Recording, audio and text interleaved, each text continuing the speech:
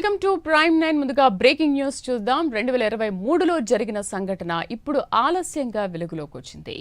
మహిళ నుంచి ₹1,00,000 డిమాండ్ చేశాడు ఒక ప్రబుద్ధుడు. అసలు మహిళల్ని ప్రజల్ని రక్షించాల్సిన రక్షక భటులే ప్రజలు మహిళల పట్ల యమభటులుగా మారారని చెప్పొచ్చు. ఈ నిబంధనతో మహిళ నుంచి ₹1,00,000 డిమాండ్ చేశాడు ఓ ఎస్ఐ. అయితే తన వద్ద లేవని చెప్పడంతో మంగళసూత్రం తాకట్టు పెట్టైనా తనకు డబ్బు చెల్లించాలని ఆ ఎస్ఐ చెప్పాడు. దీంతో స్వయంగా తాకట్టు వ్యాపారి వద్దకు వెళ్లి మరీ మంగళసూత్రాన్ని తాకట్టు పెట్టి 60,000 ఆయన దగ్గర నుంచి ఫోన్ పోయి చేయించుకున్న ఘటన మనం ఇప్పుడు చూస్తున్నాము. ఒకసారి మనం వివరాలకు వెళ్దాం. లంచం కోసం మహిళ మంగళసూత్రాలు తాకట్టు పెట్టించిన చిత్తూరు జిల్లా ఎస్ఐపై ప్రభుత్వం వేటు వేసింది. అయితే ఈ ఘటన ఇప్పుడు జరిగింది కాదు. అయితే అందరూ అనుకోవచ్చు ఇప్పుడు జరిగింది కాదు, 2023లో జరిగింది అంటున్నారు. బట్ ఇప్పుడు మాత్రమే ఎందుకు వెలుగులోకి వచ్చింది అనే విషయాన్ని ఒకసారి పరిశీలిస్తే, కూటమి ప్రభుత్వం అధికారంలోకి వచ్చిన తర్వాత, అధికారాన్ని చేపట్టిన తర్వాత ఒక్కొక్కటిగా ఈ విషయాలన్నీ కూడా బయటపడుతున్నాయి. అందులో తాజా ఘటన ఇదనుకోవచ్చు. ఈ ఘటన ఇప్పుడు జరిగింది కాదు, 2023లో మనం చూస్తున్నాం. గత ప్రభుత్వ హయాంలో జరిగిన ఘటన. తాజాగా విషయం వెలుగులో రావడంతో అధికారులు ఆ ఎస్ఐపై చర్యలు తీసుకుని సస్పెండ్ చేసిన దాఖలాలు ఉన్నాయి. అయితే ఒక్కసారి 2023 సెప్టెంబర్లో ఏం జరిగిందో మనం చూద్దాం. తన భార్య అదృశ్యమైనట్లు ఓ వ్యక్తి అక్కడున్న పోలీసులకు ఫిర్యాదు చేశారు. అయితే ఆ విషయం తెలుసుకున్న ఆ మహిళ పోలీస్ స్టేషన్కు వచ్చి, నాకు నా భర్తతో ఉండడం ఇష్టం లేదు కాబట్టి నేను అతని నుంచి దూరంగా ఉండాలనుకుంటున్నాను అని ఆ విషయం ఆ మహిళ ఆ పోలీసుకు వెల్లడించింది. అలాంటప్పుడు ఏం చేస్తారు పోలీసులు? సో నీకు ప్రాబ్లం వచ్చింది కాబట్టి మేము దాన్ని ఏదో విధంగా సాల్వ్ చేస్తామని చెప్పి పోలీసులు ఏదో నచ్చచెప్పి పంపించడమా, వాళ్ళని కలపడమా, లేకపోతే ఇద్దరిని పిలిచే విషయం తెలుసుకోవడం, ఏదో ఒకటి చేస్తారు. కానీ ఇక్కడ అలా జరగలేదు. చిత్తూరు జిల్లాలో ఎస్ఐ భాగోతం మరి దారుణంగా ఉందని చెప్పాలి. నువ్వు ఈ విషయం బయట పడొద్దు కాబట్టి నాకు ₹1,00,000 ఇవ్వు, లంచం ఇస్తే నేను ఈ విషయం బయటికి చెప్పకుండా ఉంటాను, నువ్వు అనుకున్నట్టుగానే ఇది జరుగుతుంది అని. బట్ ఆ మహిళ చెప్పింది అప్పటికి నా దగ్గర డబ్బులు లేవు అని. డబ్బులు లేకపోతే నీ మెడలో ఉన్న మంగళసూత్రాన్ని తాకట్టు పెట్టైనా సరే నాకు డబ్బులు ఇవ్వు అని. ఇంత దారుణమైన ఘటన మనం ఎక్కడైనా చూసాము. అసలు ఎస్ఐ ఏంటి ఇలా వ్యవహరించడం ఏంటనేది అందరూ నివ్వెరపోయిన సంఘటనలు మనం చూసాం. ఏంటి అసలు మహిళల్ని, పోలీసుల్ని, మహిళల్ని, ప్రజల్ని ఎవరైనా వాళ్ళ బాధలు చెప్పుకోవడానికి వచ్చినప్పుడు పోలీసులు వాళ్ళని రక్షించాల్సింది పోయి వాళ్ళ పాలిట యమపాసాలుగా, యమభటులుగా ఎందుకు మారుతున్నారు? అందుకే కూటమి ప్రభుత్వం అధికారంలోకి వచ్చిన తర్వాత ఈ విషయాలన్నీ ఒక్కొక్కటిగా వెలుగులోకి వస్తున్నాయి. ఒక్కొక్కరు కూడా సస్పెండ్ అవుతున్న విషయాల్ని మనం ప్రత్యక్షంగా చూస్తున్నాం. అయితే పోలీస్ స్టేషన్కి వచ్చిన మహిళ తమ మధ్య కుటుంబపరమైన సమస్యలు ఉన్నాయి కాబట్టి భర్తకు దూరంగా ఉండాలని అనుకుంటున్నానని ఎస్ఐ చెప్పడంతో ఎస్ఐ ఈ విధంగా చేసిన సంఘటనలు మనం చూసాం. అంతేకాకుండా ఆ తాకట్టు వ్యాపారి దగ్గరికి ఆ మహిళను పంపించి 60,000 ఆయన ఫోన్ నుంచి ఫోన్ పోయి చేయించుకున్నాడు ఆ ప్రబుద్ధుడు. అసలు ఏం జరిగింది చిత్తూరు జిల్లాలో 2023 సెప్టెంబర్లో? మా కరెస్పాండెంట్ రవివర్మ పూర్తి సమాచారం అందిస్తారు లైవ్లో. రవివర్మ, అసలు ప్రజల్ని రక్షించాల్సిన పోలీసు వ్యవహార శైలి ఏంటి మనం చూస్తున్నామో? 2023 సెప్టెంబర్లో ఏం జరిగింది? ఆ ఎస్ఐ ఎందుకు ఇలా వ్యవహరించాల్సి వచ్చింది? అసలు ఇంత ఆలస్యంగా ఈ ఘటన ఎలా వెలుగులోకి వచ్చింది? శ్రీదేవి, గత ప్రభుత్వ హయాంలో 2019 నుంచి 2024 మార్చి వరకు వ్యవస్థలన్నీ గత ప్రభుత్వం నిర్వీర్యం చేసిందనడానికి ఇది ప్రత్యక్ష ఉదాహరణ. సోమల మండలం అంటే మాజీ మంత్రి పెద్దిరెడ్డి రామచంద్రారెడ్డి నియోజకవర్గం పొంగనూరు అయినటువంటి సోమల మండలంలో తన అనుచరులనే అక్కడ పెట్టుకున్నటువంటి సందర్భాలు అనేకం ఉన్నాయి.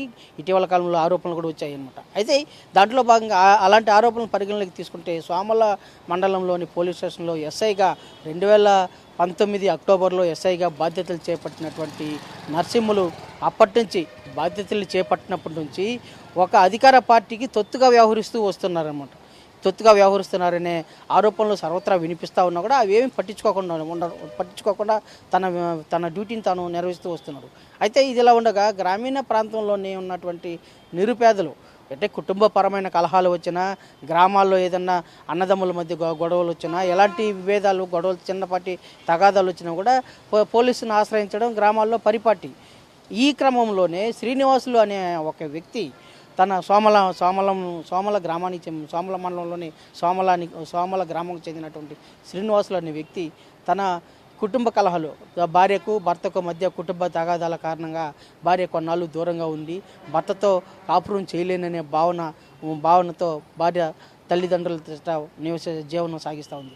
అయితే ఇదే క్రమంలోనే తన భార్య నన్ను విడిచి దూరంగా ఉంటా ఉంది అనేసి తన కాపురానికి రావాలి అని చెప్పేసి సోమలకు చెందినటువంటి శ్రీనివాసులు ఎస్ఐ నరసింహల్ని ఆశ్రయించి ఫిర్యాదు చేశాడు.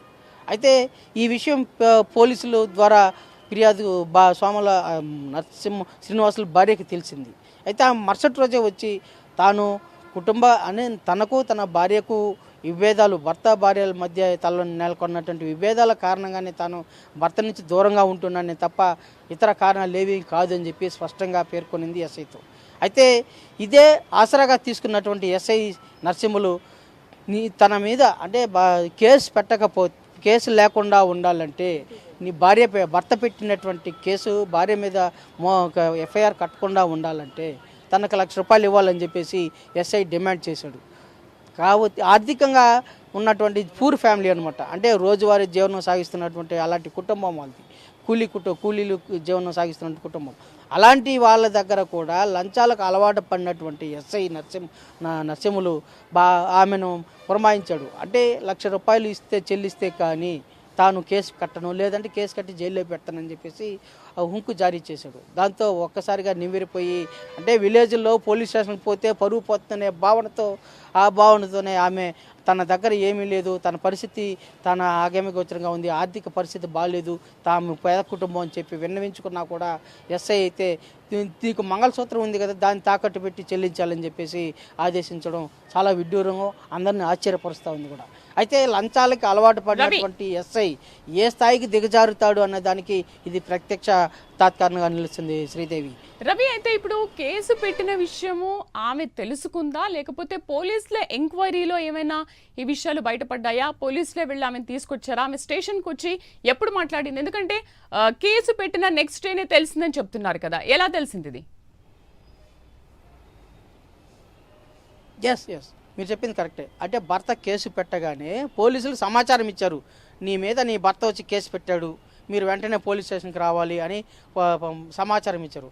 సమాచారం అందుకున్నటువంటి మహిళ వెంటనే పోలీస్ స్టేషన్కి వచ్చి తన విషయాన్ని జరిగిన భార్య భర్తల మధ్య తనకు తన భార్యకు భర్తకు ఉన్నటువంటి విభేదాలను పోలీసులకు పోసుకొచ్చినట్టుగా వివరించింది. అయితే దీన్ని ఆసరాగా తీసుకున్నటువంటి ఎస్ఐ నీ మహిళ మీద కేసు లేకుండా చేయాలంటే, భర్త పెట్టిన కేసు లేకుండా చేసి కేసు లేకుండా చేయాలంటే తనకు లంచం ఇవ్వాలని చెప్పేసి ఆదేశించాడు. ఆ మేరకే తన దగ్గర డబ్బులు లేదన్నా కూడా తాళి ఉంది కాబట్టి మంగళసూత్రం ఉంది కాబట్టి దాన్ని కుదవబెట్టి తీసుకొచ్చి చెల్లించాలి. అప్పుడైతే అలా చెల్లించినట్లయితేనే కేసు లేకుండా చేస్తాను, లేదంటే కేసు కట్టి మమ్మల్ని జైల్లో పెడతాను, ఆ తర్వాత మీ ఇష్టము అనేసి పురమాయించాడు. అంటే విలేజ్ల్లో పోలీస్ స్టేషన్కి వెళ్ళి జైలుకి వెళ్ళాలంటే కొద్దిగా ఒక రకమైన ఆ గ్రామీణ ప్రాంతాల్లో ఒక రకమైన భావన నెలకొంటుంది. పోలీస్ స్టేషన్కి పోయినా కూడా జైలుకి పోయినా కూడా అలాంటి వారిని సమాజంలో ఎక్కువగా చులకన భావంతో చూస్తారు అనేది విలేజ్ల్లో ప్రధానంగా ఉంది.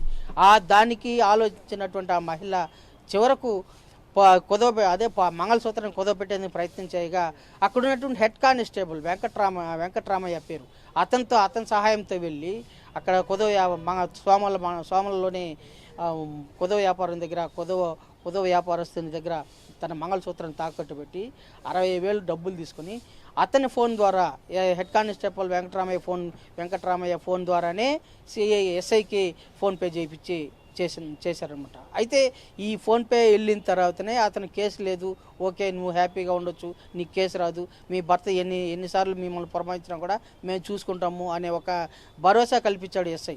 అంటే ఇక్కడ లంచానికి అలవాటు పడినట్టు ఎస్ఐ ఏ స్థాయికి దిగజారుతాడు, చట్టాన్ని ఏ విధంగా ఉల్లంఘిస్తున్నారు అనేది ప్రత్యక్ష సాక్ష్యంగా తెలుస్తుంది.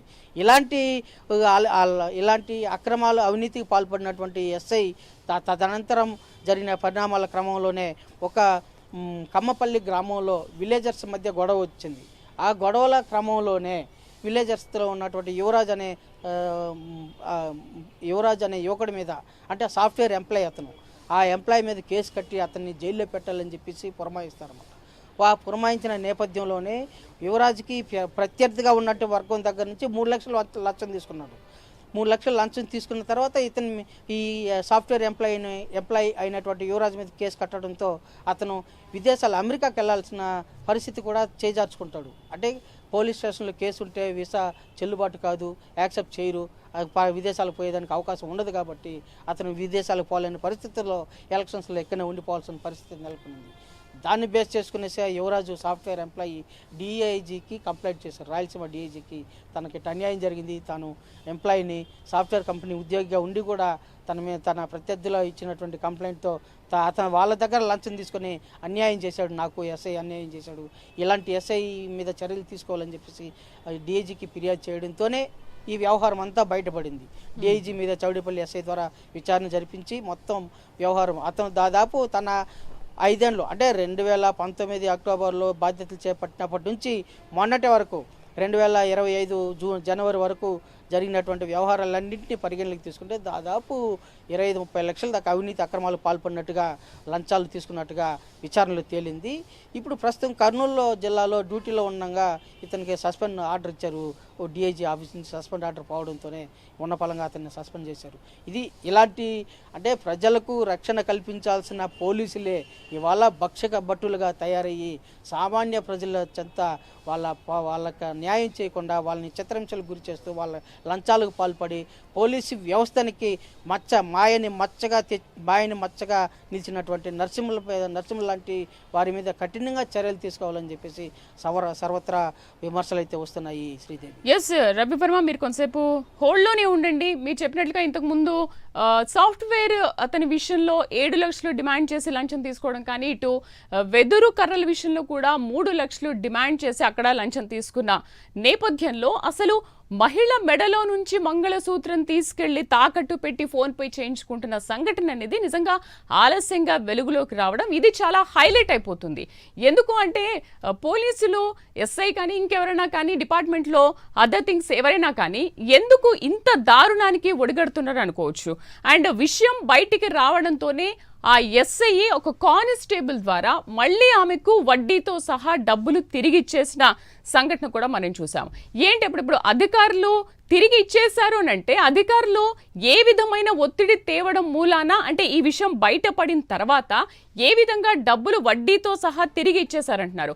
అండ్ ఎందుకు ఎస్ఐ పైన ఎటువంటి చర్యలు తీసుకోవట్లేదు, కేవలం సస్పెండ్ మాత్రమే చేశారు.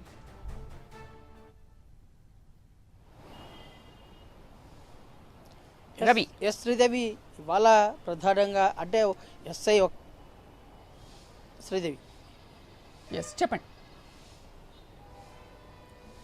ఎస్ శ్రీదేవి, ఇవాళ అంటే చౌడేపల్లి సోమల మండలంలోని ఒక ఎస్ఐ ప్రజలకు న్యాయం చేయాల్సిన ప్రజా సంరక్షకులుగా వ్యవహరించాల్సినటువంటి ఎస్ఐ లంచాలకు అలవాటు పడి ఎక్కడికక్కడ లంచాలు పోలీస్ స్టేషన్కి కేసు వెళ్తే చాలు, ఎవరి దగ్గర డబ్బులు తీసుకోవాలి, పోలీస్ స్టేషన్లో ఎప్పుడు కేసు వస్తుంది, ఎవరు బలవుతారు అనేది ఆ మండలంలో సర్వత్రా నెలకొనింది. ఈ నేపథ్యంలోనే ఎస్ఐ అకృత్యాల మీద మండలంలోనే ప్రజలందరూ కూడా తీవ్రంగా వ్యతిరేకిస్తున్నారు. ఈ క్రమంలోనే ఎస్ఐ మీద ఎంక్వైరీ జరుగుతూ ఉంది అని చెప్పి తెలియడంతోనే ఎంక్వైరీ స్టార్ట్ చేశారు అని తెలియడంతోనే ఉన్న పలంగా తన ఉద్యోగానికి ముప్పు వస్తుందని భావించినటువంటి ఎస్ఐ నర్సింహులు అప్పుడు వెంకటరామయ్య, అప్పుడు హెడ్ కానిస్టేబుల్గా ఉండి ఫోన్పే చేసినటువంటి వెంకటరామయ్యని మళ్ళీ పురమాయించి ఆ డబ్బులు రిటర్న్ చేసేసేయి అనే భావంతో తన ఉద్యోగ భద్రతను కాపాడుకోవాలి, తన ఉద్యోగాన్ని కాపాడుకోవాలనే సంకల్పంతోనే ఇలాంటి మహిళకు డబ్బులు రిటర్న్ చేసి తాను ఎలాంటి అన్యాయం చేయలేదు, మహిళలు అయితే తెచ్చిచ్చారు కానీ నేను తీసుకోలేదు, ఆమెకు రిటర్న్ చేశాను అనే నమ్మబలిగే ప్రయత్నం అయితే చేశాడు ఎస్ఐ. కానీ వాస్తవంగా ఏంటంటే అతను ఫస్ట్ డబ్బులు తీసుకునేది వాస్తవము, ఆమెకు అన్యాయం చేసింది వాస్తవము. అయితే భార్యాభర్తల మధ్య కూర్చోబెట్టి ఫ్యామిలీ కౌన్సిలింగ్ ఇచ్చి వాళ్ళని కలపాల్సింది పోయి వాళ్ళని విడగొట్టి వాళ్ళని ఇంకా దూరం చేస్తూ వాళ్ళ మధ్యలో మరింత చిచ్చు పెట్టేలా ఎస్ఐ వ్యవహరించడం అనేది అతి దారుణము. అది కాకుండా భార్య పుస్తిని తాకట్టు పెట్టి దాంతో అతను పబ్బం గడుపుకున్నాడంటే అది ఎంత నీచంగా ఉంటుందో సభ్య సమాజం సిగ్గుపడాల్సిన వ్యవహారం అది. హిందూ సమాజంలో భార్యకు తాళి అనేది అత్యంత పవిత్రంగా భావిస్తారు ప్రతి మహిళ. అలాంటి తాళిని తాకట్టు పెట్టి తన భర్తతో ఈ విభేదాల నుంచి తన భర్త నుంచి ఉపశమనం కల్పించాలని చెప్పేసి భార్య దగ్గర భార్యపై పురమాయించి పోలీసు లంచం తీసుకోవడం అత్యంత హేయమైన చర్యగా భావించాల్సి వస్తుంది Sridevi. Right Ravi, thank you. So అది వైఎస్ఆర్సీపీ ప్రభుత్వంలో చిత్తూరు జిల్లాలో ఎస్ఐగా పనిచేస్తున్న సివి నరసింహులు అప్పటి నాయకుల అండతో పెద్ద ఎత్తున అవినీతి అక్రమాలకు పాల్పడ్డాడు. అందులో భాగంగానే 2023 సెప్టెంబర్లో జరిగిన ఈ సంఘటన ఆలస్యంగా వెలుగులోకి వచ్చింది. కూటమి ప్రభుత్వం అధికారంలోకి వచ్చిన తర్వాత ఇలాంటి సంఘటనలు ఎన్నో వెలికి తీసి వాళ్లకు తగిన చర్యలు తీసుకుని వాళ్ళని సస్పెండ్ చేస్తున్న సంఘటనలు మనం చూస్తున్నాం. అసలు ఏంటి, ఒక మహిళ మెడలో నుంచి లంచం తీసుకోవాలి అంటే, డబ్బులు లేవు అని అంటే, మహిళ మెడల నుంచి మంగళసూత్రం తీసి మరీ లంచం అడుగుతున్నారు అని అంటే అసలు వాళ్ళని పోలీసులు అనాలా లేకపోతే ఇంకేమనాలి? ఇలాంటి ప్రబుద్ధులు అసలు ఉద్యోగంలో ఉండాలా లేదా? ప్రభుత్వం దీనిపైన తగిన చర్యలు తీసుకోవాలని మనందరం కూడా కోరుకుందాం.